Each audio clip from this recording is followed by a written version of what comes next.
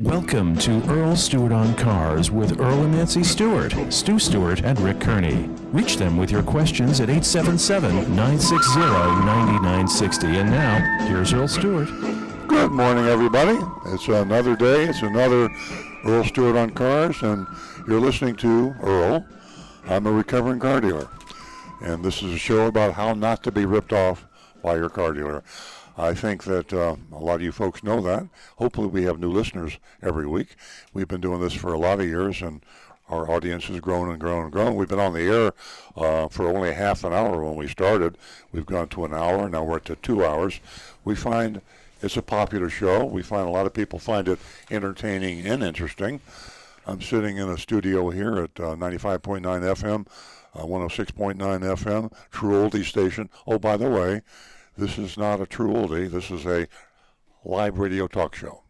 And you're going to be able to call the show at 877-960-9960, or you can text us at 772-497-6530. We thrive on your input. We really exist because of your questions, your comments, your text, your emails, and we feel exactly what's going on in the marketplace when you're out there with your car, bringing it in for service or repairs, maybe body repair, or buying or leasing a car. It's kind of a terrifying experience. And I talk about the Gallup annual poll on honesty and ethics in professions every week. I know some of you regular guys and gals get tired of it, but it verifies it verifies why we're here. Because car buyers have a problem, and they've had a problem for 100 years. Ever since we started retailing cars in this country through car dealers, we've had problems. And the problems have become ingrained, embedded in our laws. Car dealers are like a protected species. They're one of the few retailers that can get away with what they do, which is haggle and hassle and negotiate, add hidden fees, and all the other nonsense that you have to go through. And most people would rather have a root canal than go in and buy a car. And we hear about this on this show. You call in, you talk about your problems. And by the way, we know there's good car dealers out there. We mystery shop car dealers every week, and we find out some dealers that are very good, some that aren't so good, and some that are in the middle. And we list these in our good dealer and bad dealer list. So if you have a good dealer, we'd love to hear about that experience. If you have an experience with a dealer that you can trust, even the salesperson. Sometimes your sales experience is as only good as the salesperson. And you might have a salesperson that's been with a particular dealer for a while. We will recommend him by name. We'll recommend the car dealer by name. We like to have the idea, we want you to believe we're being impartial. This is not a way to ambush and put down dealers. We'd love to be able to take both sides of the story. And as I say, callers are the most important part of the show. I believe we may have a caller on the line. We do. Arthur's calling us from Massachusetts. Good morning. How are you, Good Arthur? morning. Good morning. Good morning. I'm reading an article in Consumers Report. I don't know if you've seen it. It's called The Hidden Risks of Used Cars. And I'm reading it, and it sounds just like your program. They send out a mystery shopper. And as a matter of fact, I'd like to read you one of the mystery shoppers' thing. He says, I'm seeing a Ford. I'm seeing that Ford issued a driving warning for the 2006 Ford Rangers. They say the consumer should have them towed to the dealer. The dealer's answer, they just list about everything. Just because they're listed, it doesn't necessarily mean anything. How's that for an answer from a dealer? That's amazing. It is really amazing, some of the experiences we hear. And we have a mystery shopping report we'll do at the end of the show, and we have a surprise for you on that, a similar sort of an experience. So, Arthur, thanks very much for sharing that from us.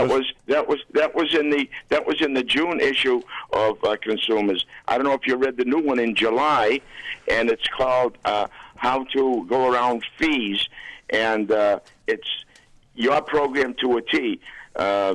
Documentation for annoyances and charges, advertising fees, delivery and preparation fees, marketing adjustment, loan payment fees, just like your program. Unbelievable. It sounds like you even wrote this for the magazine. Arthur, I'm holding the magazine up. You're right on. You must be a subscriber because I don't think they're on the newsstands yet, but you can access it online, consumerreports.org. And I recommend this issue, the July issue of Consumer Reports on hidden fees, to all of you. And Right. Arthur has already got his copy and already read it. So you're ahead of the curve, Arthur. Amazing, isn't it? It is, truly. truly. I thought you wrote it. Thank you very much. Thanks for the call, Have a Arthur. good day. You too. There we had an educated consumer from Massachusetts. Very educated. Thank you, Arthur. One of the things I love about the Consumer Reports article is Consumer Reports adds validity and believability to what we've been talking about this show for 15 years. Hidden fees are, they should be banished in all industries. And by the way, this Consumer Reports article is about hidden fees in all different other industries. It's like, the travel, you have rental cars, you have airlines, where they get the baggage fees, and hotels. You check it used to be your room charge was your room charge. Now they've got hidden fees, multiple hidden fees on about every hotel you stand at. But the leader, by far, are car dealers. They have the highest and the most expensive. Over your life, you'll pay more money to car dealers in hidden fees than you will anybody else. Rick? I recently did just a couple days trip to one of our local theme parks, and I stayed at one of their hotels, and they had an additional $10 fee for parking on the property while I was spending the night at their hotel. You're kidding. Wow. Unbelievable. I guess they expected me to park off property and walk in. Yeah, we'd love to hear from you folks out there about hidden fees in car dealers. One thing we don't talk about with hidden fees with car dealers too much, as often as we should, are service department hidden fees.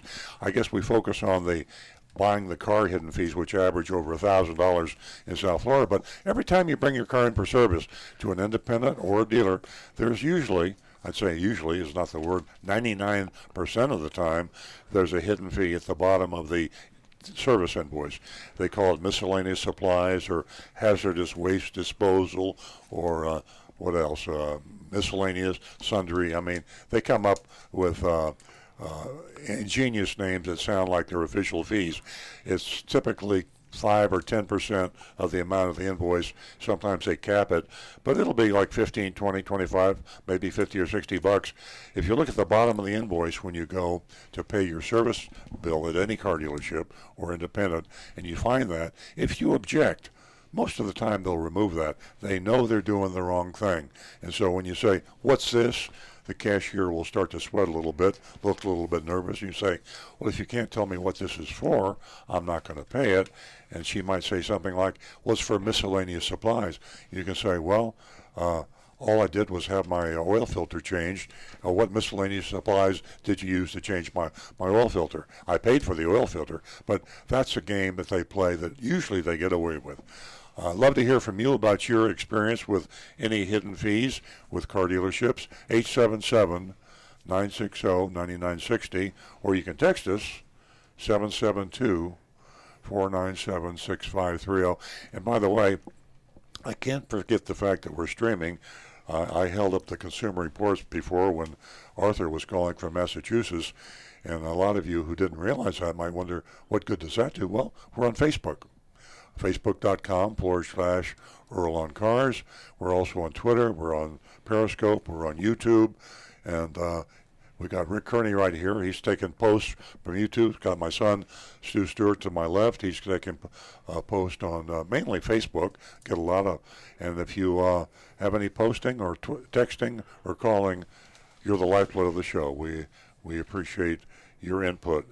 I have a comment I want to make about Takata airbags, and I think this, again, was prompted a little bit by our mystery shopping report.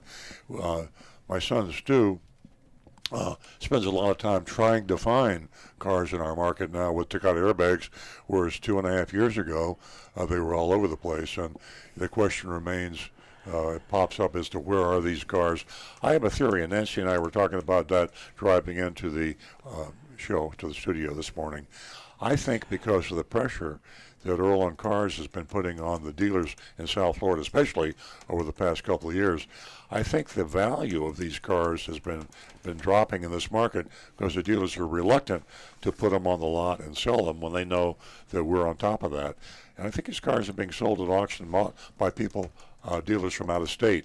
So I think I want to pat myself on the back and say everybody in this room will pat on their back the fact that we've done a service to the local market, but these Takata cars have not gone away. They're just moving to other areas. There are more Takata cars on the market today with dangerous airbags than ever before.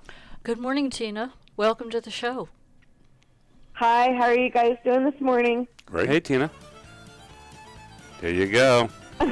Your theme song. I love it. That's awesome. Thank you. Well, in big automotive news this week, the Fiat, Chrysler, Renault merger went bust. It went bye-bye. There was no deal. So that's big for Chrysler because they were hoping on this to keep themselves afloat, and now they're in a little bit of trouble. What do you guys think? Well, that was an interesting occurrence. You know, the reason that went bust was because Japan and France got into an argument. I mean, that's one thing I love about America is that we own our corporations and our car companies. France owns a big chunk of Renault and also of what was the other French company, Peugeot. And also, of course, in Japan, they're the Nissan. They own a piece of Nissan, and they were trying to get France and Japan to agree on the merger, but France and Japan couldn't agree on the merger, so the merger fell through. The companies all wanted to combine and merge. They would have been stronger if they had merged, but politicians got into the way, and that's the reason the deal fell through. Oh, wow, that's pretty interesting. But I was reading, I think it may have been in Jalopnik or some other website, but I was reading that Chrysler was really hoping this merger would go through because it would benefit them definitely financially. It would help them cut costs and continue production. That was my understanding. Well, that is exactly right. That would have been the case, but point being, and this isn't directly related to what we do on the show, it has more to do with what happens in countries when you have the government involved in their businesses. You know, China is a good example, France is a good example, and Japan's a good example. In Japan, a lot of people that don't know this, but the Japanese own a piece of a lot of the major companies there, and they're highly influential. They'll actually be on the board of directors of some of these companies. France is the same way, and I don't need to tell most people that when you get the government involved in business, sometimes you have you have delays, you have problems, and whereas we have the same sort of thing in the USA, it's not nearly as bad as it is in France and Japan and Italy, for that matter. Well, my question to you is what plans do you think Toyota has in the future? Do you think they're going to stand alone, or do you think that they might buy up other companies since they are a well thought of and very reliable overall car manufacturer? I don't know. I think what Toyota seems to do, and some other companies, they do agreements. They have an agreement with Subaru, and they have agreement with other companies that they'll manufacture engines or transmissions. You don't actually have to buy a piece of a company to have that reciprocity to be able to work together and help each other out. Ford used to own part of Mazda. They sold that off. I think a better way, rather than buying a piece of a company, is to have a contractual relationship so that you can share trade secrets and engineering design, share engines and transmissions. I think that's a great way to have your cake and eat it too. I wouldn't want to sell part of my company to somebody. I would rather just have contractual agreements to enhance the value of my company. And in another vein, I was looking at something else about Toyota's plans for the future, which is really interesting. And they're going to apparently be coming out with a whole fleet of hybrid cars by about, 2025, I think it is? It was really quite fascinating. You mean an autonomous? No, Toyota's. Yeah, well, Toyota's not made, autonomous, but I think it was the hybrid vehicles. now, Toyota made a commitment to have some electrified version of every vehicle that they make by 2025, and that includes things like hybrid, plug-ins, all electric. So it's and it's also not necessarily in the American markets. It could be overseas, China, or wherever else it makes more sense for them. I believe all the manufacturers have pretty well got on the all-electric bandwagon.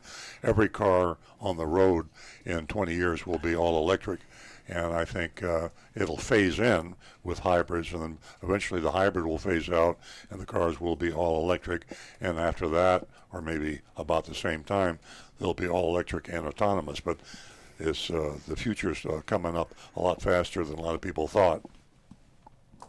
Oh, yeah, definitely. But, I mean, I'm kind of a rare bird because I like to have a driver's experience. And I wonder if, we've had this discussion before, it's been quite a while, though. But I wonder if having an electric car or a hybrid car is going to feel kind of sterile behind the wheel. That's sort of what I'm not looking forward to. Because for those of you listeners that don't already know, I like to drive my stick shift. I do not like an automatic transmission. And the thought of eventually having an electric car kind of depresses me a little bit. Well, it depresses a lot of people, Tina, and unfortunately it's people that are older, and the younger folks, and let's face it, they're going to be running the world pretty soon, and the younger folks don't have that feeling. I'm exactly like you. I drove a 4-on-the-floor a 3.2 barrel carburetor Pontiac when I was a kid, and I had a GTO Judge, and I loved the roar of the engine. I loved the squeal of the wheels. I loved to leave a lot of rubber on the road and burn a lot of gas and create a lot of pollution. And that's the way I was. I've kind of evolved a little bit from that, but those kind of cars are gone, and even the ones we drive today will be gone. We got to worry about cleanliness on the planet. We got to worry about energy efficiency, and the world's a changing. But a lot of us folks that love cars are going to be a little bit unhappy. I kind of get caught up in the technology, so the excitement of the high-tech cars, the amazing safety features we have on cars now. The acceleration. I mean, let's face it, Tina, you got to be impressed with the fact that there's not a gasoline-powered car in the world that can out-accelerate an all-electric car. The fastest car on the road today is a Tesla. Rick had a point. I've seen videos on YouTube where they have raced Teslas against not another car, but against sport motorcycles, and won. Yeah. And, I mean, if you can beat a motorcycle in acceleration. I saw that. So it's we just have to let go and give up. Remember, our grandparents and our great-grandparents hated to give up the buggy whips, but they finally had to. And now we Yeah, that's true. have to give up the gasoline-powered cars, just a fact of life. Not to mention the fact that we might be running out of gasoline, so it's going to happen one day. I don't know. My dad held on to that buggy whip and used it quite effectively for many years. Yeah, you can use it for other things. Well, Tina, we'll just have to grin and bear it, and we got plenty of time. I mean, you'll be able to buy cars that you love to drive for as long as you live, and I will too. And You can drive gas cars in a virtual reality machine. that's true. I never thought about that. Well, you'll go to a circus and they'll say, Tina? No, you do it in your living room. Thank you for giving us a call. You are an important part of the show. And hang on to that stick shift. Take care of it. And you won't have any worries in the future. And as far as the recovering car dealer is concerned, hey, he's still burning rubber. Have a wonderful weekend. Give us a call again. I try to, but That my is car true. won't do it. That's right. Every once in a while you get a little chirp in there. Yeah. Well, you're doing a pretty good job. Ladies and gentlemen, if you didn't jot that number down, you can reach us at 877-960-9960, or you can text us 772-497-6530.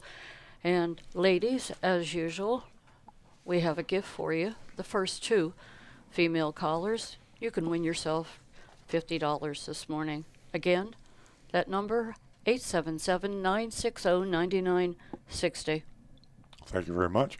I haven't really talked. I talked to Rick briefly, but I have to tell you about Rick Kearney because he is. We're Stu Stewart and Nancy Stewart and I. We're talking about buying, selling cars. Rick knows how to fix cars. He knows how to fix computers actually, because cars are really rolling computers today. And really, you probably have more. You're thinking about more about how your car runs. You got a squeak, a rattle, a smell, a vibration, or you just been into a service department where they wanted to charge you $1,000. You came in to get your oil change, and somebody said you need a new drive shaft. I mean, it is really scary out there, folks. So if you have questions, you're nervous about repairing and maintaining your car, Rick Kearney can answer all of your questions. It isn't all about buying and leasing. It's about maintaining and repairing. Rick has been doing it for 25 plus years, worked for me for about that time, and he was working with cars even before that. Every time I'm looking for Rick, he's in school somewhere. He's trying to stay on top of what's going on. These new cars are hard to stay on top of. The advances in design and particularly safety technology are moving at warp speed. And every time I get into another car, a newer car, I have to go to school because there's about 50% of every car I get in, and makes that 75% sometimes, I don't understand. If you don't understand something about your car, call us at 877-960-9960. Text us at 772-497-6530 and ask to speak to Rick Kearney. He will answer your question.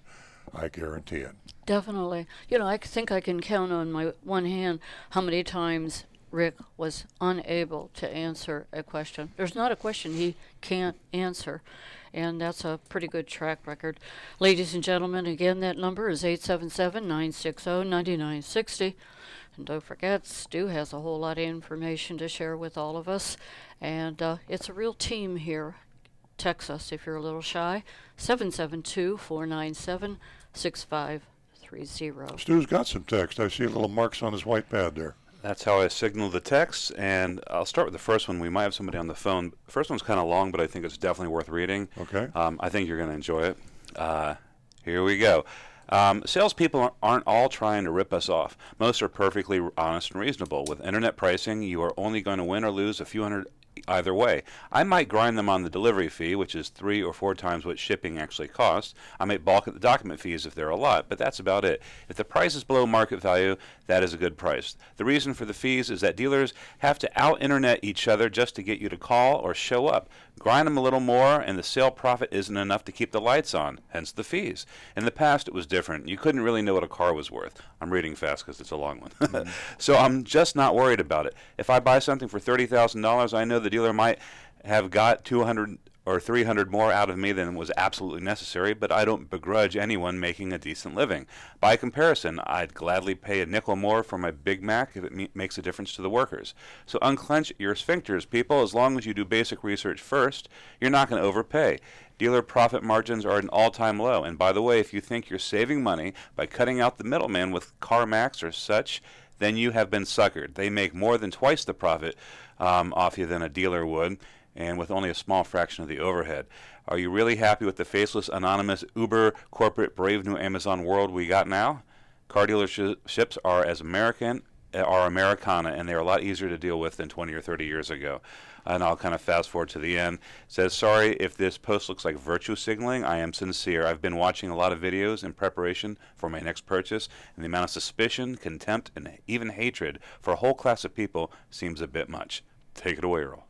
Well, I tell you what I'm going to do. I'm not going to take it away now because we have a caller waiting, and that was a long one. But by the way, if you're listening, texter, that's a great text. You're a sharp individual. You're an educated consumer, and I agree with a lot of what you said, and I'd like to address that in just a few minutes. But we have a first-time female caller, which is very important. We do. We definitely do. Carol, welcome to the show. Thank you. Can you hear me? Yes, I can hear you. You've won yourself $50 as a first-time caller, and if you stay if you stay on the line after we're finished, Rudy will take your information, and I'll get a check out to you next week. What can we do for you this morning? Thank you so much. You're welcome. I'm calling because I'd like to know what fees we should be paying. Carol, that's a succinct question. It's a very intelligent question, and I can answer it succinctly. Government fees. The only fees you should pay, in addition to the asking price, quoted price, advertised price, are government fees.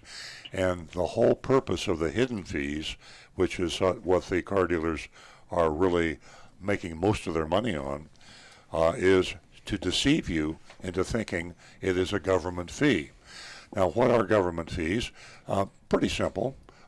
Sales tax in Florida is 6%. Some of the local municipalities or the counties have another tax. It can be as much as 7%. But sales tax is a government fee.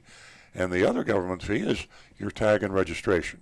You have to have a license plate on the car. Sometimes you transfer the tag from one car to another. Sometimes you buy a new tag. Depends on the size of the car, your birth date. There's variables. But those are government fees. And the acid test, you can actually test to see if the fee the dealer's trying to charge you is government. There's no sales tax paid on government fees. You don't tax a tax. So you don't charge 6% sales tax on the $300, which is a 6% sales tax. You don't charge 6% sales tax on the $400 that might be your tag and registration. So if you have a fee that sales tax has been charged upon on your vehicle buyer's order, that is a lie, that is a deception, that is not a government fee, and you should not pay it. And I went on, your question was succinct, and my answer was succinct, but my explanation was very long. So, question, what fees should I pay when I buy a car? Government fees, and that's really the way you should look at it. Carol, did I confuse you? I think I just confused myself.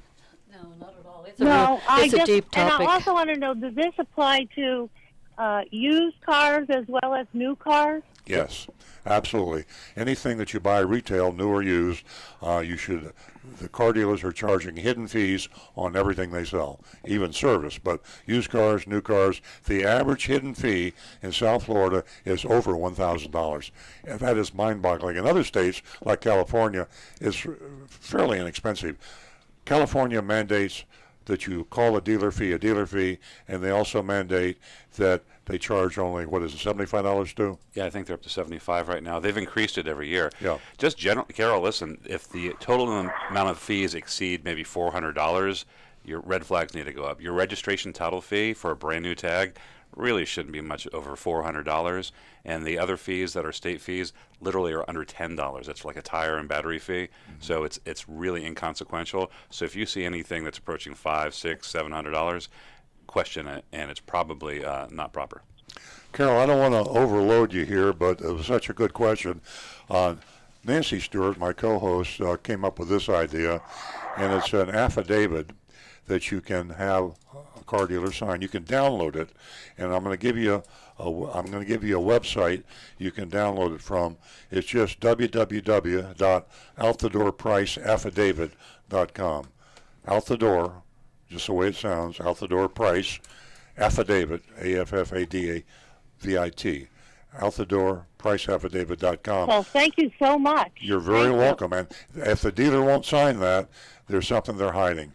And all it basically says is this price that I quoted you, that I advertise, contains everything except government fees.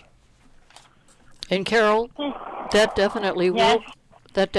will protect you, and it would definitely be worth your while to download that affidavit, www.outthedoorpriceaffidavit.com. And like Earl said, they won't sign it, and you can get it to the car dealer salesperson by emailing or faxing or whatever. And if they won't sign it, you just leave. Hey, thank you so much. That's You're such welcome. a big help. Thank you, Carol. Give us a call again and let us know how your, car buying experience went. Stay on the line so we can Well, get I your have to contact tell you, information. I've been a customer of Earl Stewart for many, many years. I only buy Toyotas from him. Well, thank you very much. Okay. Well, thank you. Well, maybe Thank you can. you. If I maybe see you him, I'll can let pa- him know. Maybe you can pass that information along to some of your friends who, aren't coming into Earl Stewart Toyota. Oh, I will. It's a Don't great worry. affidavit Thank to you. have. Have a great weekend. You too. Bye now. Bye-bye. Give us a call toll-free at 877-960-9960, or you can text us at 772-497-6530. And don't forget, you can go to www.youranonymousfeedback.com. Tell us what you think about the dealer fee, about the radio show, anything that's on your mind, how we can improve ourselves. Again, www.youranonymousfeedback.com. Now back to the recovering car dealer. We have a new caller, David from Orlando. Good morning, David. How can we help you this morning? Hi, good morning, Mr. Earl. First of all, I want to congratulate with you for your show. Thank you. I'm a new listener. I've been learning a lot in the past week. I've been listening all your shows Thank you. on YouTube. I'm looking to buy Suburban. I'm a chauffeur, so I'm looking to buy like a good 2019 Suburban. So I'm in the market right now for the particular car. I've been looking off lease. I don't know if I'm going the right direction. The only thing, because they don't have any kind of dealing or anything going on, that's I like to have a nice experience. So, and also I contact dealers as well, but I'm kind of afraid after everything I heard before. So, Sure. Do you have any suggestions? Did you say you're considering off lease the company or an off lease Suburban? No. I'm going to check off lease first, and then Yes. I'm going to go to the dealers if I cannot find anything. But I don't know. I heard very good things about off lease. Do you know the company? Do you have any suggestions? Off lease is a good place to buy a car with buyer beware. You need to be careful. They have excellent pricing.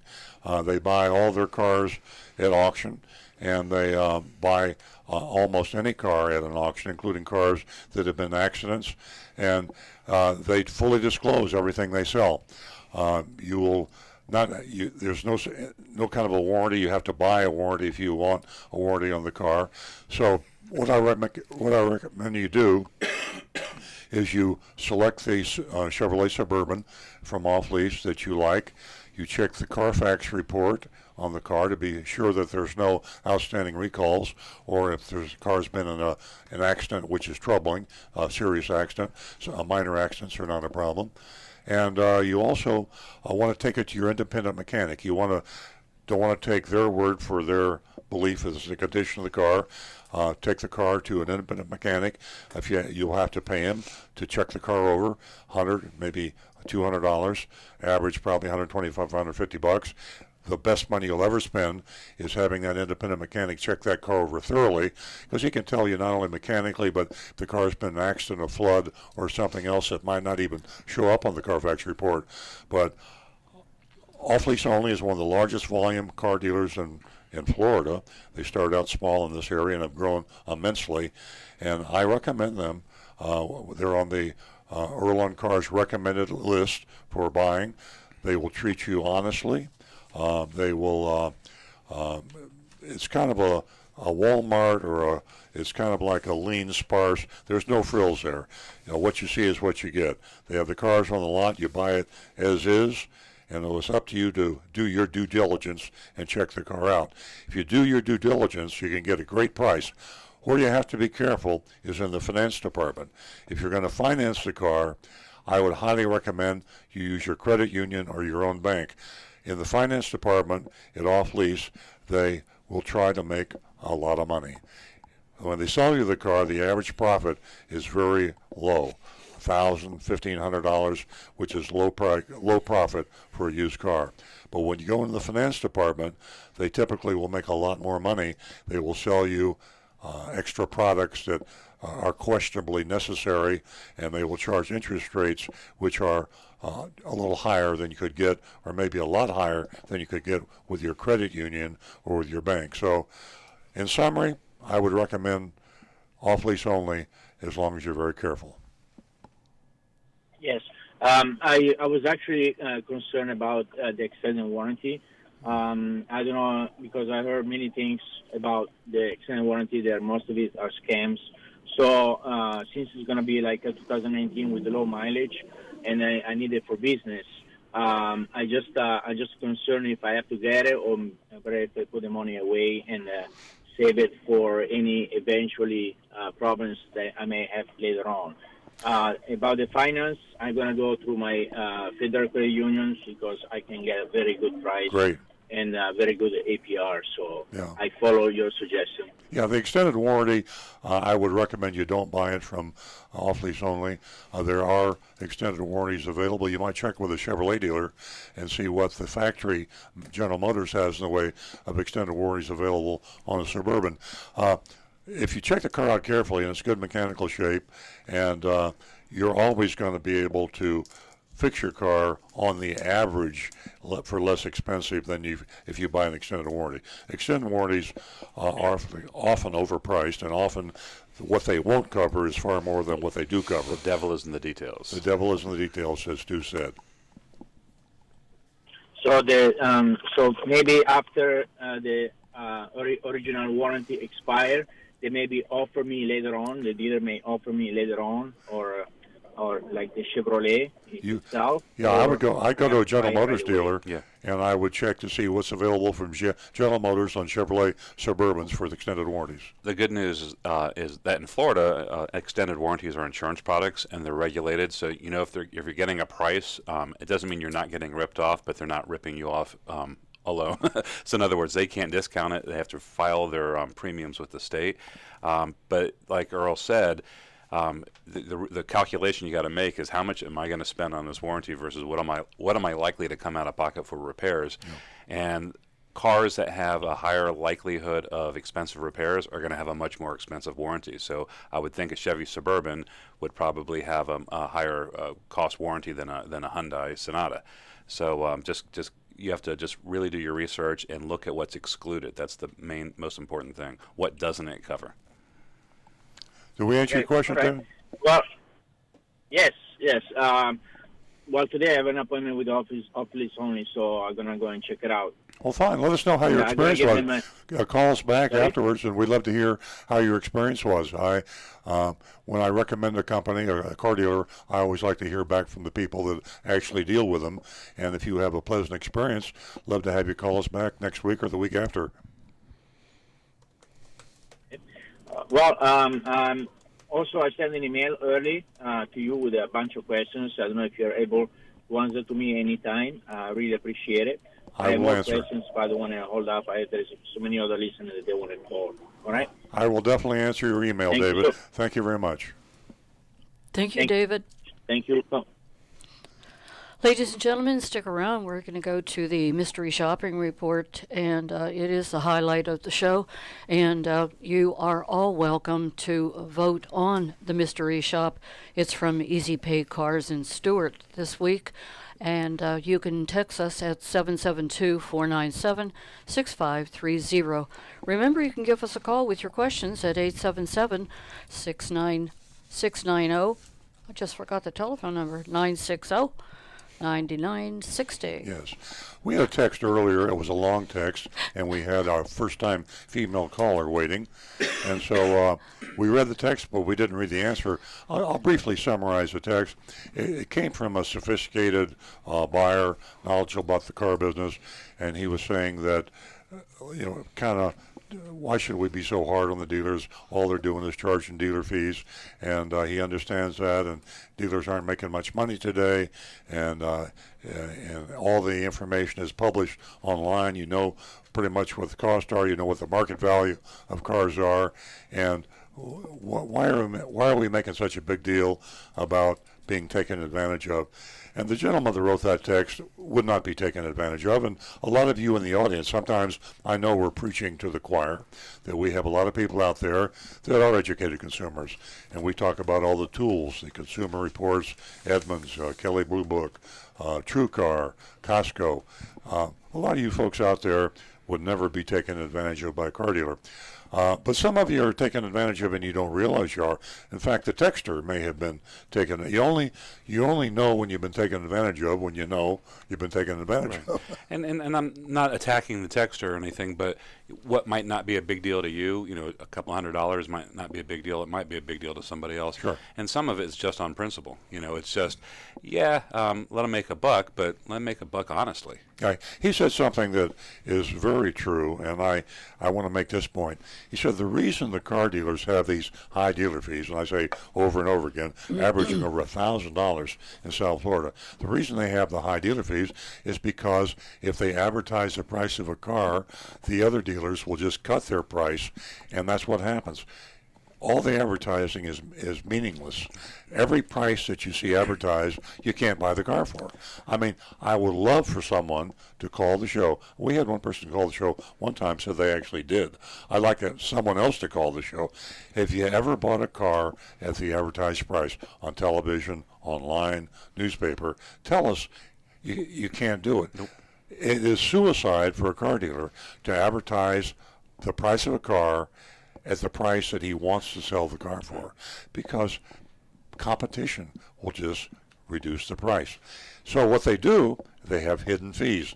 Now I can advertise a price so low that my competition can't advertise lower. A lot of it isn't what you end up paying. It's the trickery that was used to get you to come to the dealership. If I have a $1,000 dealer fee, I can advertise my car for $500 less than I want to sell it for or can afford to sell it for, because I've got in my hip pocket, I got the hidden fee. Pop that $1,000 on, and suddenly I got a nice profit deal. He's absolutely right about that. It's kind of like the dealers feel they have to charge dealer fees. He's right, but it doesn't make it okay. It doesn't make it okay because all the other and I hate to mention this because I don't want this to sound like an infomercial, but our dealership charges nothing but government fees on top of the price. We have no dealer fees, no hidden fees, and we're doing just fine. So, yes, car dealers out there, use that. You use that as your excuse. I have to because all the other dealers do it. Not true. We don't, and it works. People will gravitate toward a dealer they feel they can trust. So, but that was a very good text, and I hear a lot of folks out there that they can handle themselves easily with car dealers. For sure. But a lot of people, we call them victims, the very young, the very old, the English language impaired. How many people in South Florida, English isn't their first language? We have a lot of people, Creole, Spanish, other languages. Yeah. Imagine going to Japan and have somebody and you barely know the language and somebody's speaking to you fast about a bunch of fees. You're just going to nod and smile. We have a lot of Brazilians in South Florida, Portuguese. So we have Portuguese, Spanish, we have Creole. And then you have people that just don't have the education. I mean, everybody isn't a college graduate. Everybody isn't a high school graduate. And we have a lot of people that just... So you take that, you lump them all together, the very young, the very old, the education problem, language problem. These people really, really get taken advantage of. I've had widows on the phone made me cry while they cried because they paid a $10,000 profit to a dealer that they didn't have to pay, and they were victimized by that. It's a terrible thing. At-risk consumers. Yeah. At-risk consumers.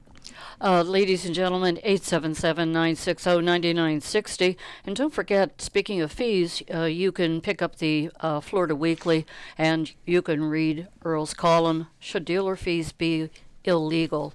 We're going to go to our next caller, and that is John, who is a regular caller from Palm City. Good morning, John. Good morning to everyone. I want to speak about good experience. I didn't have it, but a good friend of mine, I know him since high school. Actually, we attended high school just when the 53 Corvette came out, and I've always wanted a Corvette, but I never could afford it. Well, earlier this year, he had a great experience and got a car, Corvette, new Corvette, unbelievable price. Somebody told him, why don't you go to the factory? Well, you can't buy from GM, but Bowling Green, Kentucky is where the car is made, okay? So not only that, a beautiful experience, he toured the museum, he toured the plant where it's made. He went to a motor park with a racetrack where they have an expert that drives the Corvettes. But anyhow, the name of the dealer that he dealt with, but he saved, Florida dealers are going to hate me completely, Campbell Chevrolet. And the salesman was called Chuck Raymer. This is in Bowling Green, Kentucky, right at the plant in the town that it's made. And he had such a great experience with the salesman. No nonsense, no fees, no nothing, and a choice of cars beyond belief. He bought a Stingray coupe, which is quite rare, but the savings on it were absolutely unbelievable. I'm not even going to mention on radio, lower than not even close that anybody in South Florida would come. So I want to mention that Campbell Chevrolet, Bowling Green, Kentucky, and I also want to tell you about experience I had years ago with a 75 Chevy that I bought. I had an order in for one, and it was canceled. And then I said, somebody told me go to the world's largest dealer. I think they're still in business today, which was Reedman Chevrolet in Langhorne, Pennsylvania. Unbelievable size dealer. I mean, if you buy a car from him, used or new, there's even a test track that you can take the car out. And I was treated like an absolute gentleman. Temporary plates. They're open like till late in the evening, 7 days a week. And it was just a great experience. Had the color that I wanted, and I couldn't find the car locally because it was toward the end of the year, and they were discontinued that model. It was a Chevy Caprice convertible, and I got the color I wanted, red and everything, and it was a fabulous experience, and it was Reedman Chevrolet in Langhorne, Pennsylvania. They've been there a long time, haven't they, John? It pays, and the savings and treatment from some of these, that's why they're as big as they are, these dealers, is unknown. By the way, they specialize in military. They have a special bus that picks them up at the airport and everything and caters to the military with financing and everything. Wow. So it was Reedman Chevrolet then, and this Campbell Chevrolet in Bowling Green is well worth people to check out if you're a potential Corvette buyer. Yeah. That's great information, and online it's easy to do. I would buy a car if I was buying a Corvette because, as you say, they can really lay you away, jacking the price up way over sticker. You buy a Corvette, save yourself $3,000 or $4,000. I believe you could fly up there, buy it, drive it home, or have it shipped. Absolutely, and Corvette, as every dealers know, that's one of the highest profit margin cars that they could sell at Chevrolet. It sure is. Well, thank you very much, John. That's good information. John. Did we lose you, John? We might have. Give us a call toll free at 877-960-9960. I want to give a special shout out to Serge. He's listening this morning. Oh, fantastic. Yeah, great. So, Serge, if you have the urge, I think that's very poetic. Very good. I don't know why that tickled me. Serge is our audiologist, and if I don't hear you, it's Serge's fault. And if you want to have your ears checked or get some hearing aids, go to Palm Beach Audiology. So Serge is listening, and he's hearing us very, very well because that's his field. He definitely He's a is. professional listener. A lot of clarity. I got a voicemail that I'm going to read. Text us at 772-497-6530. When Nancy and I were coming in, which we pulled in, Stephen Weiss called. I didn't take the call because we were getting ready to walk in the studio, but he left a message, and I'll read it to you. It's along the idea of this text we had about take care of yourself. In other words, if you do the right thing, you won't be taken advantage of. Hey, Earl, this is Stephen Weiss. I was reading your thing about should the dealer fee be illegal. My first thought is, yeah, they should be. And my second thought is, maybe not, because of the way I figure I drove 172 miles off the Florida Turnpike in my car at a dealership that doesn't have a dealer fee or those bogus registration fees. I saved myself a lot of money. If these people are willing to do their homework and go do some shopping and check out what is, when they deserve what they get as far as I'm concerned, and what the market should or guide a person is right. In other words, it's one of these guys that says, if you don't know what you're doing, shame on you. You should be taken advantage of. And that's a school of thought out there. Sure. It's people that feel like. It's a brutal outlook on the world, but why not? So thank you, Stephen Weiss. I can't say I respect your opinion, but I accept Every your man opinion. for himself. Exactly. Let's shut the show. I respect Stephen Weiss for leaving a message. Absolutely. Yes, I love it when everyone leaves us messages. Thank you for addressing that. That's a pet peeve of mine. Let's just get rid of voicemail if no one's going to leave messages. Just take it off the phone. Oh, there, just text me. We're going to go to Frank. He's giving us a call from Jupiter Farms. He's a regular caller. Good morning, Frank. Hi, can you hear me? Yeah. Loud and clear. Yeah, Yeah, it's a little scratchy on my end, but that's okay. Couple questions. I actually got a lease a couple years ago before I listened to Earl and said I should have bought, but at the time, it seemed like a very good option. It wasn't that much. It was zero money down and payments that were less than what if I was paying for the car. And the problem is I didn't put very many miles on it, and I got it less than a year before I got to turn it in.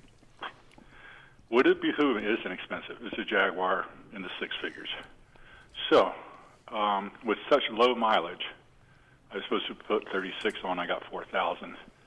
Would it be possible maybe try and sell it outright to someone else at my buyout price, or am I? I know I probably won't get anything back from the dealer. That's for sure.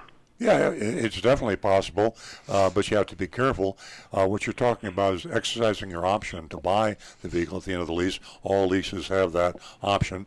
The amount that you're eligible to buy it for is your residual value that the lessor put in your contract. You can check it in your contract. It'll have it right there in black and white, the price that you can buy the car for. What you have to do is find out what the market value of the car is, and the way you find out the market value on a Jaguar is to check with a Jaguar dealer. You go to a Jaguar dealer, used car department, and you say, I want to sell my car. You don't tell him you lease it because he'll know you don't own the car, so you just tell him, I'd like to know what you would pay me if I were to sell you my car, and I'm going to take it to another Jaguar dealer, and maybe CarMax. You're going to get three prices, three bids on what the value of your car is. That's the ACV, we call it the actual cash value. That's a market value, and then you compare it with your residual. If you can sell the car for more than what the residual value is, then you exercise your option, and then you either keep it or you sell it. You have your cake and eat it too. You can drive it because you got yourself a really good deal. Oh, great! I appreciate it. It was one of those like midlife crises where I thought it was going to be a fun thing, but yeah. I said, well, if I buy this car, it'll give me the incentive to lose some weight for it's easier to get in and out. Well, low I could mileage. never use it for a getaway and a robbery because they would get to me before I could ever get in the car. Anyway, okay, and I will admit, too, on that dealership, I went all the way to Tampa. I might have told you this a few years ago, because I tried the local dealers here, and I'm not trying to get them, disappointed, but they just, the down payments, the monthly prices, the low, only 5,000 miles a year. Yeah. And I said, holy cow, and very arrogant. Yeah. And this place advertised in Tampa, actually called Crown Jaguar, St. Petersburg, I believe. Yeah. Anyway, 1,000 or 0 down and 1,000 a month for 10,000 miles, and I go, it can't be. And everyone said, and all the dealers said, there's no way, they can't do that. It's false advertising, bait and switch. I went there. Not a penny out of pocket, 1,000 a month. Wonderful experience, but it's rare. I mean, it's just maybe because it's on the other side of the coast. It is. For a big investment, like you say, 6 figures, why not go out of the market area? Why not go to Tampa or Jacksonville or even out of state? We talked about going to Kentucky for a Chevrolet Corvette. We forget we have online access in our smartphones, and you could get a price anywhere in the United States on any car. And the dealers vary tremendously, and some dealers thrive. Reedman Chevrolet is a good example. When John from Palm City called earlier, Reedman Chevrolet was there since I worked for Westinghouse in 1964, so that's a multi-generational family. And some dealerships exist on business from out of the area. There are dealerships that will sell cars at extremely low prices, and they survive on huge volume. If you can find those particular dealers, you can save yourself a ton of money, as you did with Crown Jaguar. By the way, not to digress, but I knew the owner of Crown Jaguar, a man named Dwayne Hawkins, many years ago. Dwayne, quite an interesting man. Wow. But well, thanks very much, Frank. Thank you. I got some guy going to come. I sell lychees, so I got 100 trees out there. I got to start making lovely profit today. So let me get on and start selling. But thank you so much. You guys have a good one. Thanks, Frank. Bye-bye. It's great hearing from you, Frank. Give us a call again. Okay, ladies, I'm waiting to hear from one more female caller. I have $50 right here for you. So give me a call. Give us a call. You have a question, opinion, anything at all? 877-960-9960. I think we got some YouTube text, don't we, Rick? We do indeed. Let's see. The first one we have, Javi El Hombre. I hope I got that pronounced well Nice. enough. His question is, can you get a good or a better deal on a build-your-own car from the dealer rather than a new car that's already on their lot? He says he can't seem to ever find the right car with the right options he wants. The problem is that you often have to wait a long time for that car, and sometimes that car doesn't even exist. Regional areas tend to have cars of particular combinations of equipment. The problem with the manufacturers is the permutations and the combinations of trim, color, and options and accessories is so great that to have one of everything, a car dealer would have to have 1 million cars in inventory, and then he might not cover everything. So usually you can deal or trade for a car. You can go out of the area and find the exact car you want. But if you order a car to spec, one thing, it might be coming from Japan. That'll take a long time. Stu had a point. Yeah, one thing to worry about is that not all car dealerships. There might be some that be willing to do a special order and wait. But most car salespeople want to sell the car right then and there, Sure. and you might find a change in attitude in the salesperson, the amount of help you're getting, and also even on pricing. I mean, if a car is on the lot and they got a whole bunch of them, they're more likely to sell it at a lower price. When you customize it, that's an opportunity to jack up the price. If you absolutely must and feel like you want, of course, then you have to watch the car carefully. You have to find out when it will be coming in, because the car salesman will always tell you it's coming in sooner than it really is. You need to nail them down and say, listen, you told me 3 weeks. If it's not going to be 3 weeks, tell me now, because if you give me a negative surprise, I'm going to cancel my order. Be sure that your deposit is refundable, and it's very most common complaint that we have at our dealership is when someone orders a car that we don't have in inventory, it just doesn't seem to come in as quickly as everybody wanted it to. So nail down the timing, nail down the fact that your options and accessories are available, and be sure your deposit is refundable. Yeah. In my experience, well, I'll tell you what, the length of time and the cost, I don't know. I don't know if it's really worth all of that. But there are some people that really want that special. Exactly what they want. They want it. A special car or truck, but it can be months. Yeah. Okay. And our next one here, Al Shukri is asking, good morning. I called a car dealer for a car price. They added a dealer's fee of $7.99 and a tag transfer of $324. Is that a ripoff? Please let me know. Well, the $7.99 dealer fee is a ripoff. The $7.99 should be illegal. It is strictly profit to the dealer. The transfer is presumably legal. It should be a government fee only. The dealer fees that you have to worry about are the ones that they don't tell you about. The car dealers are very smart. They know that a lot of folks have their antenna up about dealer fees.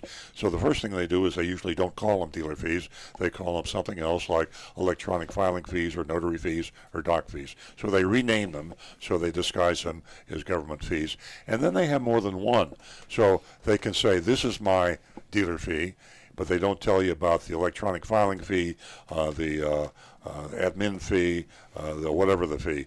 There's hundreds of names for dealer fees. Actually, if all dealers don't disclose all their extra fees when they quoted you the price and the advertising, you knew about it, then you could just take all those fees, put it into the price, and do comparison, competitive shopping and comparison, which is your right as a consumer. If you're a smart consumer, you check competitive pricing. The fee that is the most dangerous is the one you don't know about. In this particular case, they gave you one fee, but the other ones were probably hidden. And my last one here, Remy D, says, I think what's worse than car dealer fees are the cell phone and cable company fees. Mm-hmm. Yeah. If you've ever seen your bill on those, wow. Yeah, you ought to get the Consumer Reports. We talked about it earlier. It covers all the hidden fees. Of course, we're mainly interested in car dealer fees, but they went around the country and they averaged the fees, and they looked at all the different industries. And I mentioned before, hotels, airlines, travel in general, rent-a-car, car dealers, electric utilities. The name of the game now is if you're going to advertise a price, be sure you have enough hidden fees to bring that price up where you can make a higher profit. And it should be made illegal. It should be a federal law. It should be a federal law that if you're charging a consumer something for a product, it has to be disclosed in the advertised or quoted price, no matter what it is. And you know, these hidden fees, you and I have had these conversations at the office, at home. That's a complete show. You know, I take a look at an invoice, and that hidden fee is really a hidden fee because it's among so much information, you don't even realize that every month you're paying that hidden fee. Yeah. And it should be, I mean, to read an invoice or a statement that comes to our home with a magnifying glass, I think is just unacceptable. I think we've got some more texts from Stu over here. They're flooding in. Oh, So good. let's get to Flooding? it. They're flooding. They're pouring in. This comes from the true crime category. Earl, if you can believe it, a car salesman is stealing from customers and forging signatures at Lexus of Greenville in South Carolina. And I clicked on the link to the story, and I can summarize it real quick. A salesperson had been stealing portions of down payments given to him on car loans on vehicles they were buying. Sure. There were 119 different cases, so on 119 different deals, he stole $83,000. Wow. He is locked up and charged with multiple felonies. So, Yeah, a tip on that is be sure when you leave a deposit or any kind of cash or check with a car dealer that you get a company official receipt. correct. Never take a business card, or be sure you get a receipt, official receipt.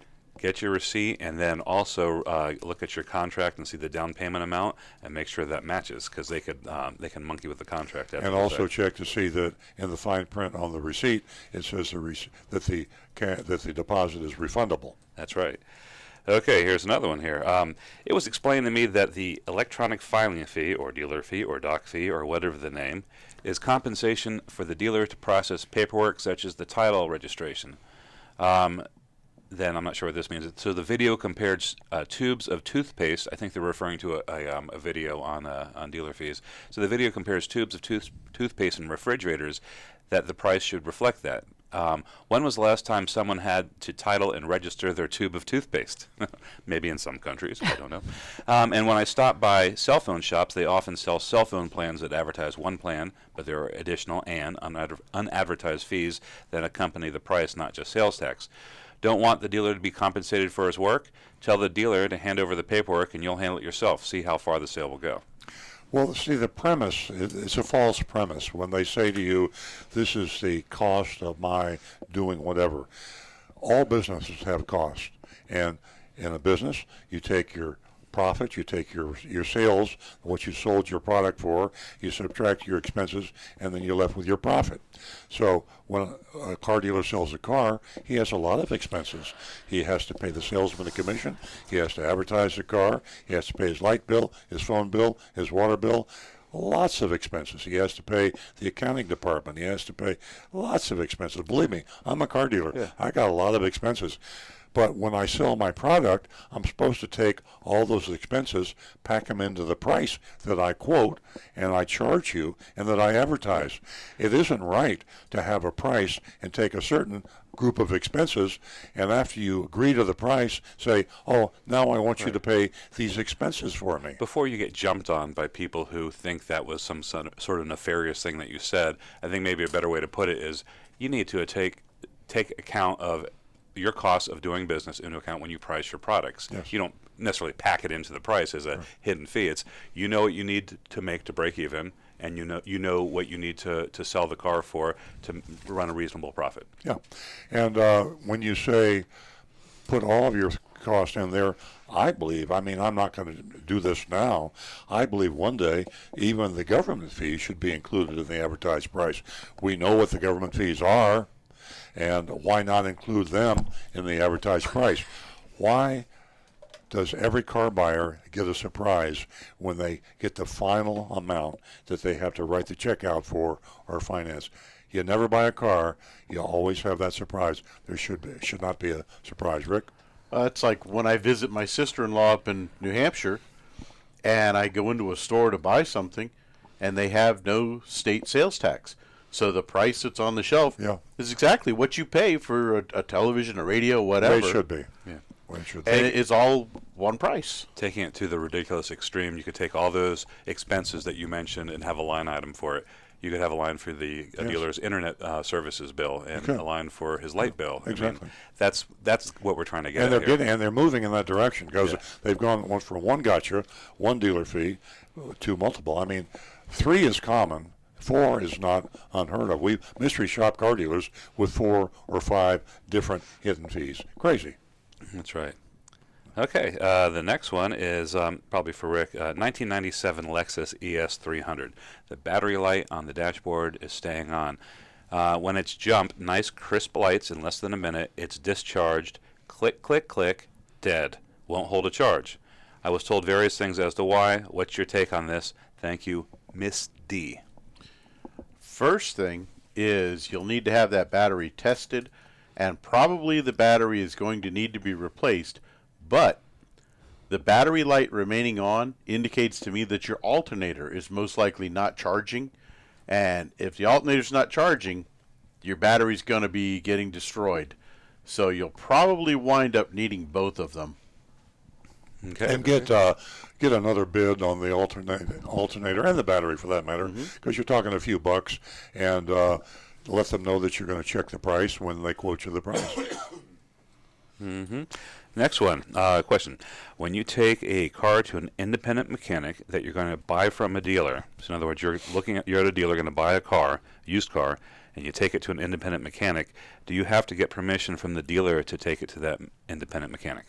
Yes, you do. And if the dealer wouldn't give you permission, I would just leave and not buy the car from the dealer because he's got something to cover up. Now, if he's worried about his property, you could say, if you want to drive the car over to my mechanic for me, that's fine. You can drive it back or you can come with me. But there's no reason any reputable dealer would object to you having the car he wants to sell you checked out by an independent mechanic.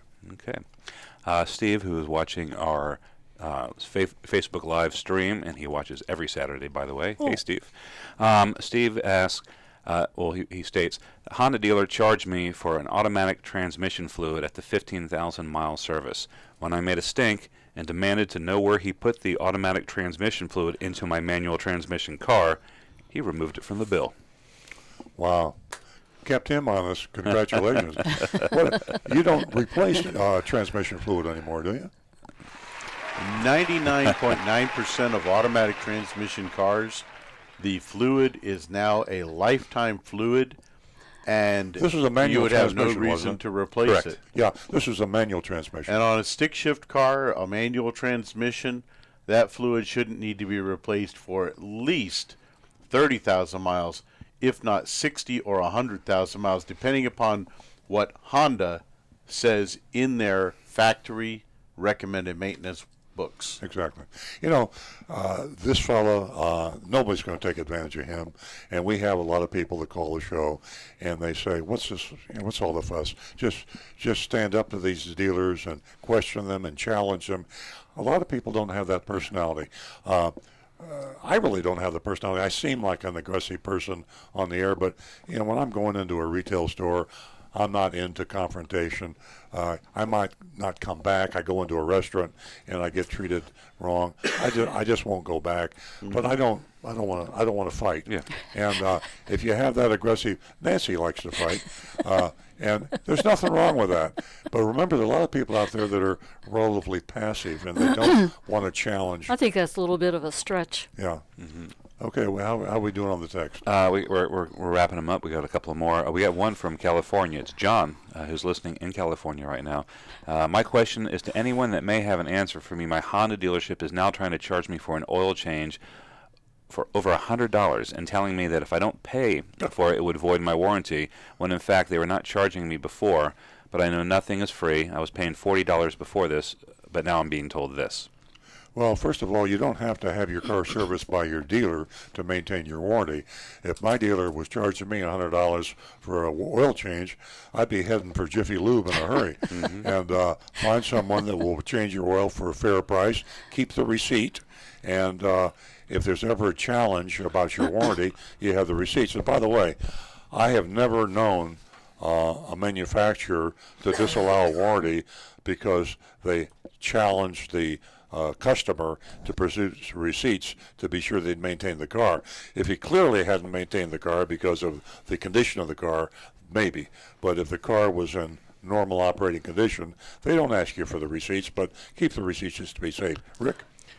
I do know there is a quick lube place on North Lake Boulevard that charged a customer with a 2005 Prius $90 for a synthetic oil change, which is a very inexpensive oil filter, and 4 quarts of synthetic oil. 4 quarts, that's it. $90 for a synthetic oil change at a Quick Lube place. On North Lake Boulevard. On North Lake. I saw the receipt. Is Quick Lube the name of it, or is it? No, it was a Valvoline Jiffy Lube type well, place. let's get the name of that so we can report it on the show next week. That's interesting. Yeah. I thought most of these Quick Lubes were low price, but you just... well, because they actually charged them, the entire receipt that I saw was $150 for an oil change, an air filter, and a cabin filter. Wow. Now we're going to have to start mystery shopping Jiffy Lube. Yeah, I mean, that's the attraction, that inexpensive way to, be serviced.